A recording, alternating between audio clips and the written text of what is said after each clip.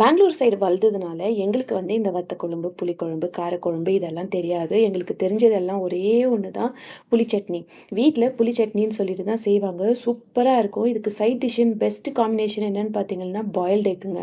சைட்ல பாயில்ட் எக்கும் இந்த புளி சட்னியும் ரைஸ்ல போட்டு பெசஞ்சு சாப்பிடும்போது செம்ம சூப்பரா இருக்கும். ட்ரை பண்ணி பாருங்க. ஒரு கடாயில நல்லா தாராளமா ஒரு 3 டேபிள் ஸ்பூன் அளவுக்கு எண்ணெய் சேர்த்துக்கங்க. கடுகு, சீரகம், வெந்தயம், கருவேப்பிலை, வரமிளகாய், பூண்டு எல்லாத்தையும் சேர்த்து நல்லா ஃப்ரை பண்ணிட்டு, பூண்டு ஓரளவுக்கு நல்லா ஃப்ரை ஆகணும். இதில நல்லா ஒரு 10, 15 சின்ன வெங்காயம் சேர்த்து நல்லா வதக்குங்க. இது 2மே நல்லா வதங்கி வரணும். இப்போ மஞ்சள் பொடி, காரப்பொடி சேர்த்து திரும்பியும் நல்லா வதக்குங்க. வெங்காயம் நல்லா அந்த கண்ணாடி பதம் வர வரைக்கும் நீங்க வதக்கி எடுத்துக்கங்க. இப்போ இதில தனியா பொடி கூட சேர்த்துக்கிட்டு, தேவையான அளவு உப்பு சேர்த்துக்கலாம். கூடவே நம்ம கரைச்சி வச்சிருக்கிற புளி, நல்லா ஒரு எலுமிச்சைப்பழம் சைஸ் புளிய எடுத்து நல்லா கரைச்சி ஊத்திட்டு, தேவையான அளவு தண்ணி சேர்த்துட்டு, ஒரு 10 நிமிஷம் கொதிக்க விட்டு எடுத்தீங்கன்னா, சூப்பரான சட்னி ரெடி.